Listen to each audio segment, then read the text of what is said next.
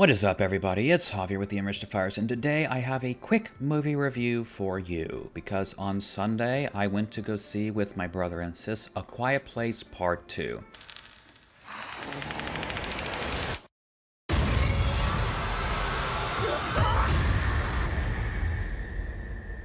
It's been a while since I've been to the theater. The last film I saw in a theater was Tenet, so that was like maybe 7 months ago or something like that. It's been a while since I've been to the theater. But since my sister wanted to see it quite badly, I went with her and my brother to the theater to see it, and hopefully with this being wrapped up, we go to the theater more often, because I do kind of want to get back into that. I do enjoy the theater experience. But yeah, we saw A Quiet Place Part 2, and I'm just going to give my general impression and thoughts on it. Now, quick thing for those of you who may be new, quick review in terms of my channel is just kind of like a 10 to 15 minute video where I talk about a film, my general thoughts and impressions, what I liked, what I didn't, what I thought was good, what was bad, and just the general thoughts. So let's go ahead and get into that.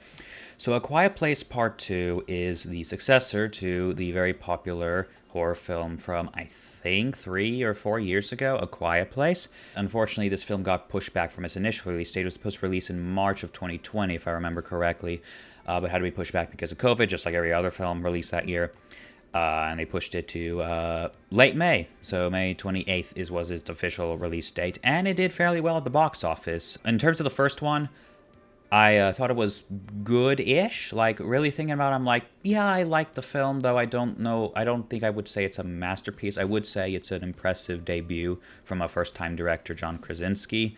I think that, like, he could have some good potential, and just from his directorial debut.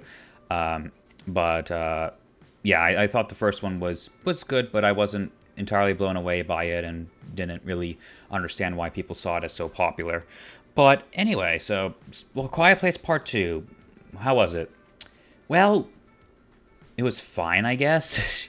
In terms of it, I think the first one is better than the second one. I think the second one, I think there is some major flaws and some major problems with the film. In terms of it mostly boils down to writing being one. Writing is a problem with it. Characters being one, because as in most horror films, they make some dumb decisions in order for the plot to happen the way the writer wants it to, which I guess is part of also a writing issue. And it feeling lackluster. So let's get a bit more detail into the problem. So first biggest thing I note is that just some writing issues. For example, like, why do they walk barefoot almost all the time? It's like, does it really make that big a difference if you wear shoes? Like, I understand that shoes are louder on some surfaces, like tile or wood. Like, yeah, they're going to be louder than feet, especially if you're running or walking hastily. But let's say on grass, does it make a difference what sound you make? You know? Or on loose rocks, like a bunch of loose rocks and things, like if it makes sound underneath your feet, or if you're walking over branches, or if you're walking over a land full of branches and leaves just completely covered in it, you're going to be stepping in it no matter what. I don't think it's going to make a difference in terms of wearing shoes or not wearing shoes. I think it's going to make about the same level amount of sound. So, like, why go barefoot and possibly hurt your feet, stepping on possibly something that could poke or stab it? So that's a problem I had. I understand that the appeal is that you want to be as quiet as possible, which is why you walk barefoot, but I think that's only useful in some situations. Inside your house, sure. Outside, I don't really think so. The other, bigger factor is that there's not really anything accomplished or changed by the end of this film. The thing is, usually with movies, is that the status quo is different from the end than it is from the beginning. So in the beginning, you have your setup, and you have a setup of what the world's like, how characters think, how characters act, what they're like then. But usually by the end, either like the character changes, or the world changes, or there's something significantly, the status quo changes. In terms of this movie, nothing really changes by the end. Yeah, nothing really happens. Nothing changes by the end. Basically, the status quo in the end is the same as the beginning, so it kind of feels like a lackluster journey or a pointless journey, because nothing really significantly is accomplished in terms of the greater overall narrative. I feel like at the end of A Quiet Place 1, more was resolved, because at the end of A Quiet Place 1, spoiler, by the way, for Quiet Place 1 real quick here, is that they figure out how they can kill these things. It was initially that these things were not really that killable, and nobody knew how to kill them or what could affect them, and then they figured out its weakness, which was a big deal. It's like, we have a way that we can fight these things now. At the end of A Quiet Place 2, nothing else really changes. Nothing is learned, no characters change, no characters learn from a struggle, really. Not the only one who changes somewhat is Cillian Murphy's character, and is a very minuscule change. So that's another problem with this film. It just feels like by the end nothing's accomplished, and by the end, the ending is abrupt too. It ends before things are like resolved. It's like there's no resolution. It's like the movie ends right at the climax, and I found that very odd and just a little hard. And I talked about it with my siblings, and they kind of agreed that it ended very abruptly and that it should have had a longer resolution to it, because it just ended so. Also, this movie is filled with coincidences and contrivances a bit as well. You know, like for example, there's a pointless scene in the beginning. The beginning, like 5 to 10 minutes, is like before the events of A Quiet Place 1. It's like the day the aliens came to Earth, and in terms of the overall movie, it really adds nothing. It's just there for show.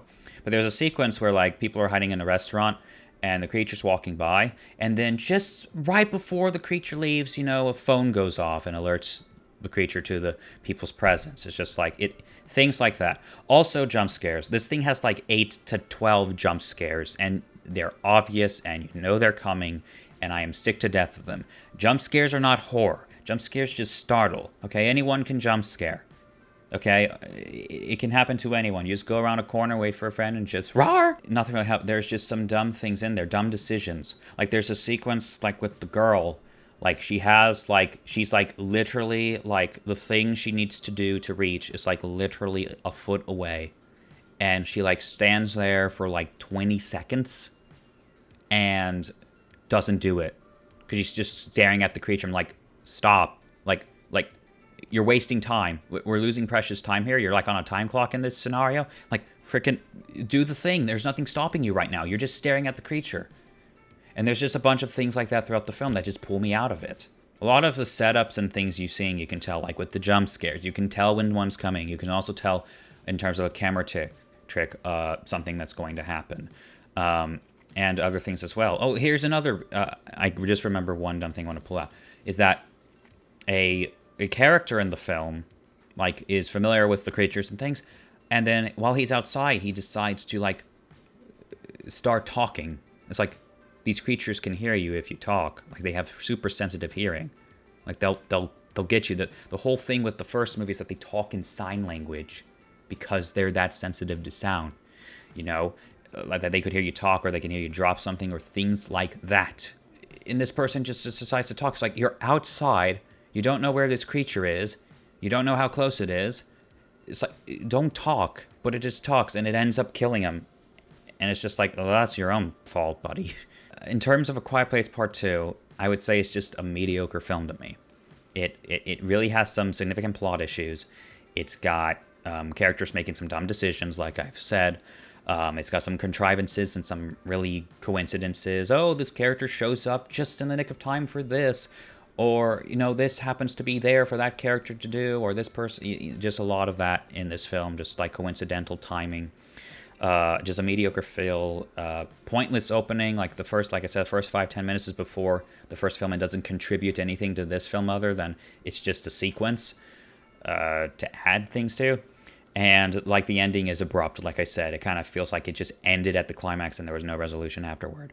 So, yeah, it's like, for me, in terms of a number, I'm going to give it like a 5 out of 10. It's nothing really that significant to me. I like the first one a little more.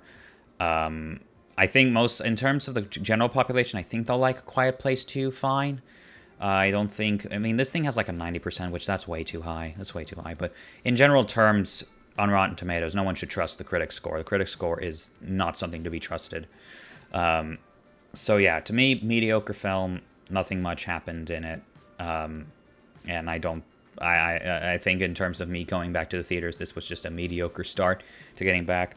Hopefully there's some other films that come out during the summer that might be better. But anyway, I hope you enjoyed this review. If you did, go ahead and leave a like and subscribe.